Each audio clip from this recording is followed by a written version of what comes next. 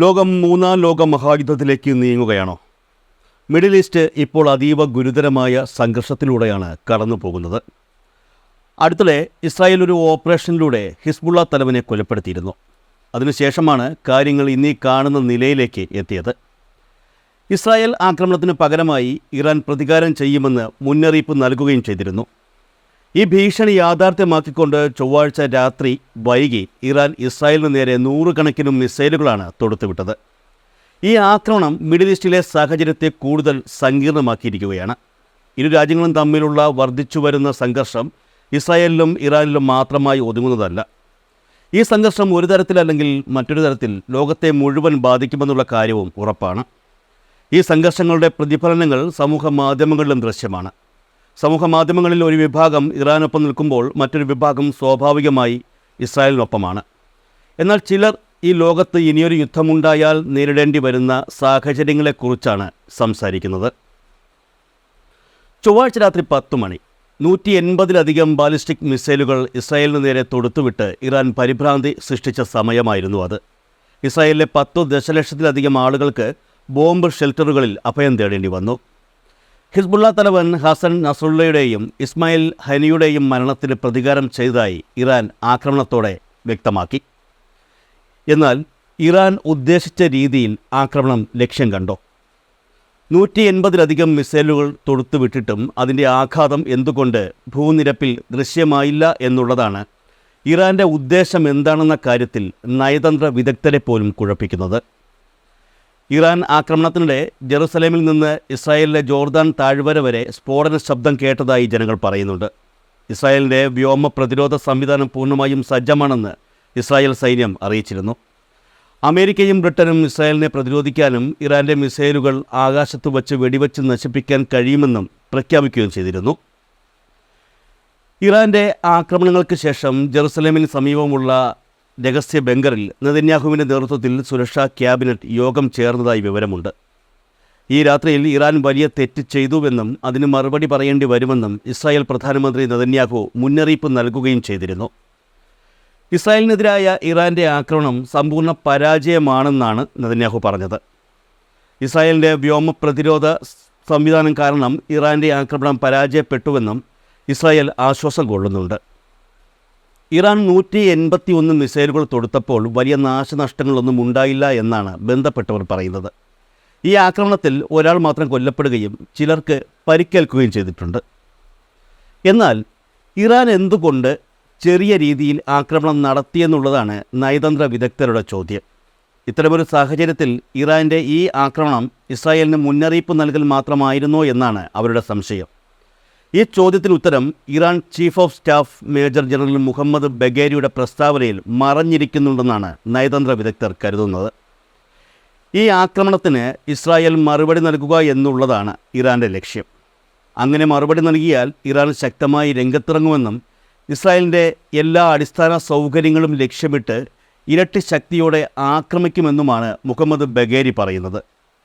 ബഗേരിയുടെ അഭിപ്രായത്തിൻ്റെ അടിസ്ഥാനത്തിൽ ചൊവ്വാഴ്ച രാത്രി ഇസ്രായേലിനെതിരെ ഇറാൻ നടത്തിയ ആക്രമണങ്ങൾ പ്രകോപനപരമായിരുന്നു എന്ന് തന്നെ ലോകം കരുതുന്നു.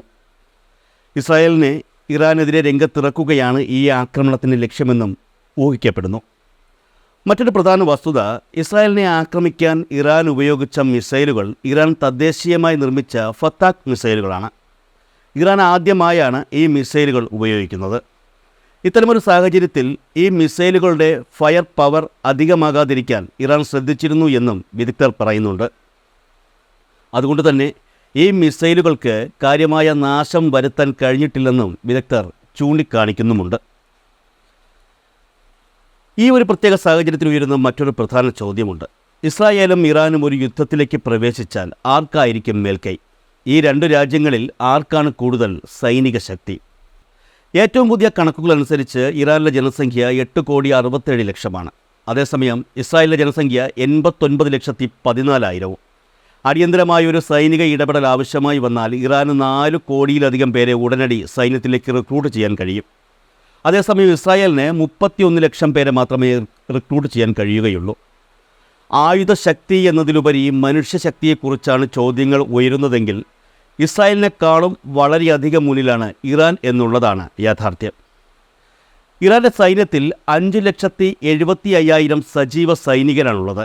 അതേസമയം ഇസ്രായേലിൽ 1,73,000 സൈനികരും. 4 ലക്ഷത്തിലധികം വ്യത്യാസം. റിസർവ് സേനയെ സംബന്ധിച്ചിടത്തോളം ഇസ്രായേലാണ് മുന്നിലുള്ളത്.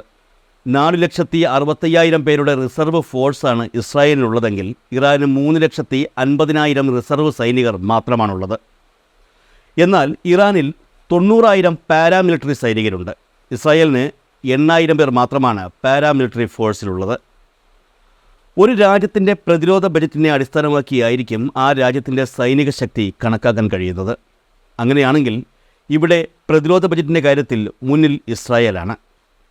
ഇസ്രായേലിൻ്റെ പ്രതിരോധ ബജറ്റ് ഇറാൻ്റെ ബജറ്റിനേക്കാൾ വളരെ കൂടുതലാണ്. ഇറാൻ്റെ മുൻ പ്രതിരോധ ബജറ്റ് $585 കോടി ആയിരുന്നു. എന്നാൽ അതേസമയം ഇസ്രായേലിൻ്റേത് $2,430 കോടി.